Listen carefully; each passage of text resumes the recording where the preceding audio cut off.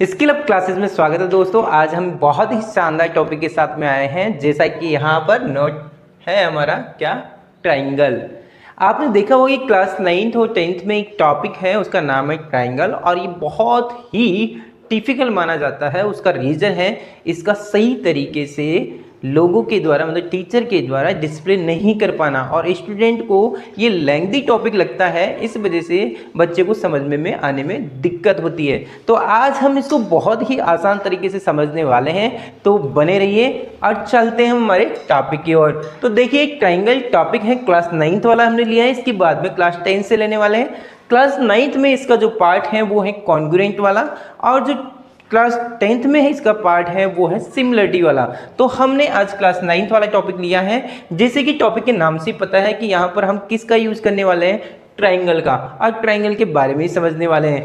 इसको समझने के लिए हम स्टेप बाय स्टेप चलते हैं। देखो, इस ट्राइंगल में हमें पता है कि कोई भी जो ट्राइंगल होता है वो 3 साइड पॉलीगन होता है। इट मीन्स एक ऐसी शेप जो क्लोज्ड हो और पॉलीगन हो, 3 साइड पॉलीगन हो, इट मीन्स उसे हम बोलेंगे ट्राइंगल। ओके, तो एक ट्राइंगल सबको पता है, एक ट्राइंगल ऐसा दिखाई देता है।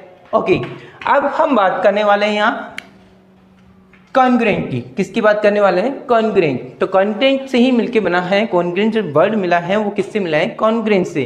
तो यहाँ पर जो हम वर्ड यूज करेंगे वो करेंगे कॉन्ग्रुएंस ऑफ ए ट्राइंगल।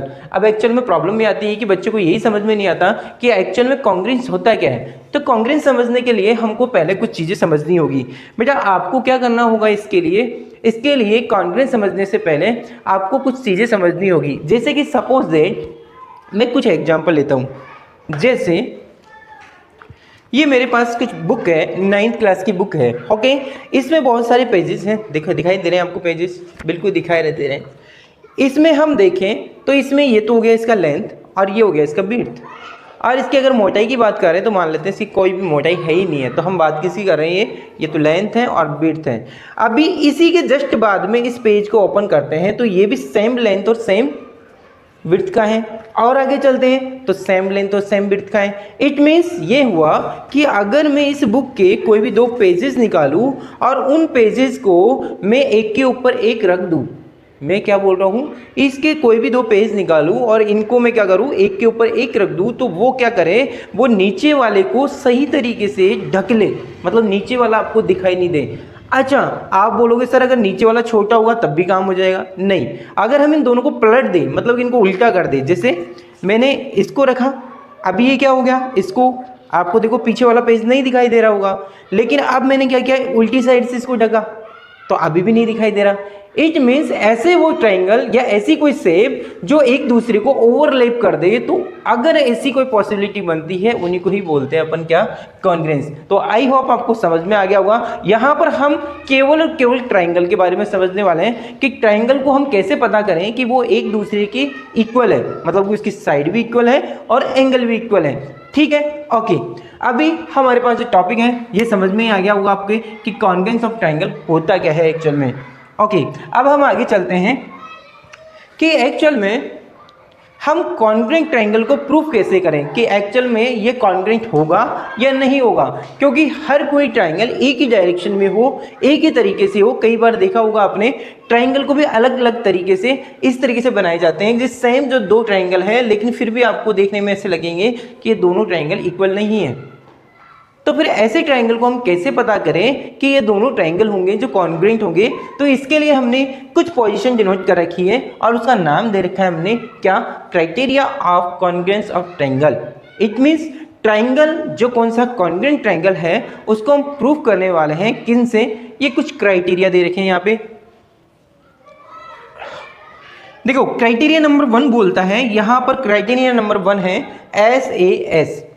यहाँ पर एस हमको डिनोट करता है साइड को, ए हमारा डिनोट करता है एंगल को, और अगेन एस किसको कर रहा है, हमारा साइड को। इसमें यहाँ पे है साइड, एंगल, साइड। अगर हम किन्हीं भी 2 ट्राइंगल, एनीवन, हम किन्हीं भी 2 ट्राइंगल की अगर साइड और बीच का एंगल अगर दूसरे वाले जो ट्राइंगल है उसकी कोई भी 2 साइड और उसके एंगल के इक्वल कर दें, है ना, तो हमारे पास क्या होगा, ये ट्राइंगल क्या होगा, कॉन्ग्रुएंट होगा। नहीं होगा। इसके लिए आपके पास एक कंडीशन होना जरूरी है। देखो, पहले साइड, फिर एंगल, फिर साइड, इट मीन्स दो साइड और बीच का एंगल हो तब जाके वो क्या होगा, कॉन्ग्रेंट होगा। हम 1 बाय 1 इसको समझने वाले भी हैं।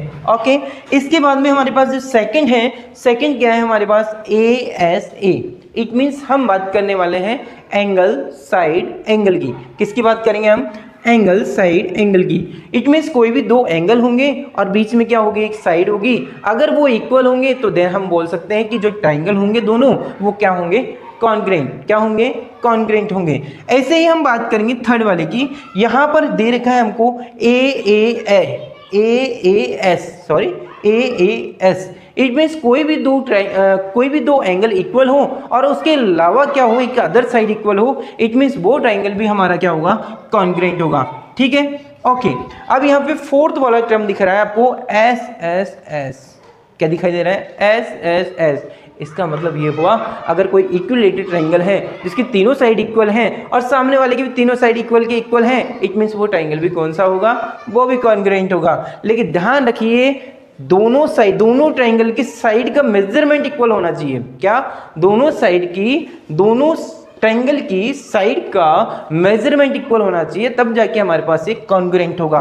और फिफ्थ नंबर का जो हमारा लास्ट है, वेरी इंपॉर्टेंट है, इससे हमेशा क्वेश्चन आते हैं बेटा, इसको बिल्कुल भी इग्नोर नहीं करना, इसलिए इस पर ध्यान दीजिए। यहाँ पर है हमारे पास आर का मतलब होता है राइट एंगल। इसका मतलब ऐसा ट्राइंगल जिसमें एक तो क्या आने वाला है हमारे पास 90 डिग्री और दूसरा क्या आने वाला है हमारे पास हाइपोटेनस। एच का मतलब हाइपोटेनस, मतलब कि हम इस ट्राइंगल में यूज करने वाले हैं राइट एंगल ट्राइंगल का, क्योंकि राइट एंगल ट्राइंगल में ही हमें एक एंगल तो 90 डिग्री मिलेगा, दूसरा हमको क्या मिलेगा, हाइपोटेनस मिलेगा, और थर्ड हमें क्या मिलेगा इसमें, साइड।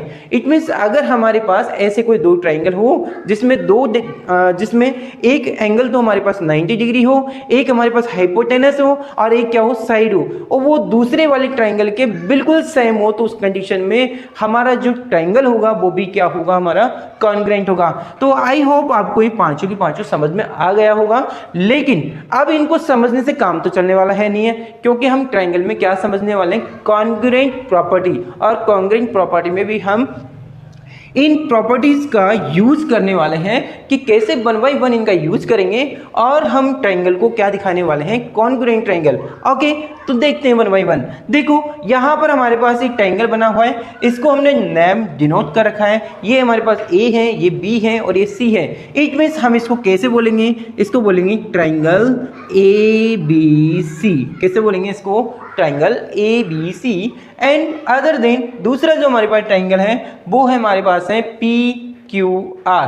तो हमें इस ट्राइंगल का नोट करेंगे हम PQR। ओके, इस तरीके से हमें किसी भी ट्राइंगल को किस तरीके से हम रिप्रेजेंट करते हैं या किस तरीके से हम उसका नेम नोट करते हैं, उसका सही तरीका ये है triangle ABC, triangle PQR। Okay, अभी हम आगे चलते हैं। सबसे पहले हम बात करेंगे किसकी, SAS। तो थोड़ा सा इसका डिस्क्रिप्शन में चलते हैं और उसके बाद में इसका 1 बाय 1 आंसर देने वाले हैं। ओके, तो बेटा हम बात करेंगे किसकी, SAS की। तो SAS को समझने से पहले इसकी कुछ डेफिनेशन नोट कर लें हम। बिल्कुल, डेफिनेशन देख लेते हैं क्या हो सकती है इसकी डेफिनेशन आपको, जिससे इनको सोल्व करने में आसानी होगी। ठीक है, हम बात कर रहे हैं इसकी। सपोज दैट कोई ट्राइंगल है, उसकी कोई एक साइड, फिर एंगल और फिर साइड। क्या समझ रहे हो आप, साइड एंगल साइड। क्या है, साइड एंगल साइड। तो हम बोलने वाले हैं क्या कि साइड एंगल और साइड। किसकी बात कर रहे हैं अपन, side angle side of a triangle. कोई भी ऐसा एक ट्राइंगल, मैं यहाँ पर एक ट्राइंगल भी बना देता हूँ। ये हमारे पास कोई ट्राइंगल है, दूसरा हमारे पास एक ट्राइंगल है, वो ये ले लेते हैं हम। ये हमारे पास ट्राइंगल है, इसको हमने डिनोट किया था AB और C से। इसको लिया था हमने PQ और R। कोई भी हमारे पास दो ट्राइंगल है, इसमें हमने बोला है कि एक side angle side of a triangle equal to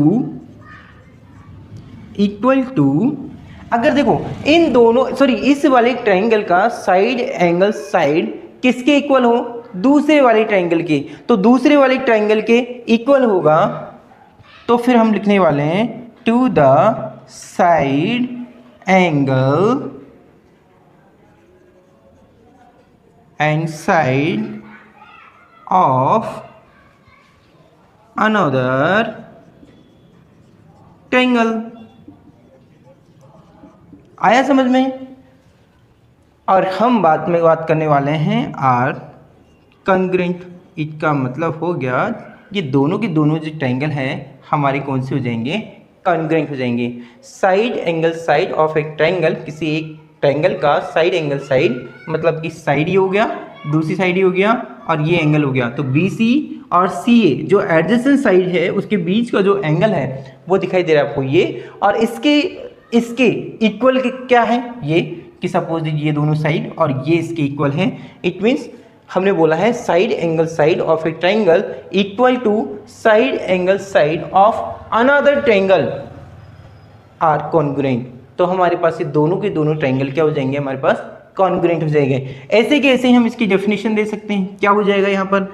angle side angle, angle side angle of a triangle. मतलब हमारा जो फर्स्ट ट्रायंगल है उसका क्या होगा?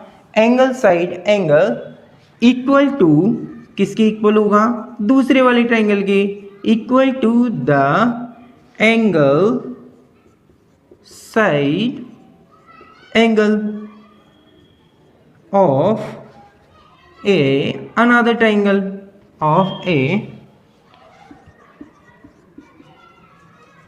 Another triangle. देन जो हमारे ट्रायंगल होंगे वो कौन से हो जाएगा? हमारा कॉन्ग्रुएंट हो जाएगा। ऐसे हम इनकी और भी डेफिनेशन दे सकते हैं। यहाँ पर हम क्या लिखने वाले हैं? यहाँ पर हम नोट करने वाले हैं कि angle side of a triangle is equal to angle side of another triangle, then it's called a congruent. ऐसे हमारे पास साइड का यूज करेंगे, तीनों साइड इक्वल है। इट मीन्स तीनों की तीनों साइड के लिए हम यूज कर सकते हैं क्या? 3 side of a triangle are equal to the 3 side of another triangle, then both are congruent. ऐसे ही हम लास्ट वाला यूज करेंगे कि फर्स्ट हमारे पास क्या दे रखा है? RHS। इट मीन्स R का मतलब right angle, hypotenuse and sides are equal to another triangle. Another triangle में क्या होगा? वही राइट एंगल, हाइपोटेनस और side are equal, then it's called है क्या बोलेंगे हम? कॉन्ग्रुएंट। इट मीन्स हम बहुत कुछ सीख चुके हैं कि एक्चुअल में कॉन्ग्रुएंट होता क्या है। अब हम इनका यूज कैसे करते हैं थ्योरम में और किस तरीके से प्रूफ करते हैं उसके बारे में हम चलने वाले हैं, आगे सीखने वाले हैं। तो आई होप इतना आपको समझ में आया होगा, और इससे रिलेटेड भी अगर आपको कोई डाउट है तो हमें ज़रूर बताएं, और आपका कमेंट हमारे लिए बहुत इंपॉर्टेंट है, तो कमेंट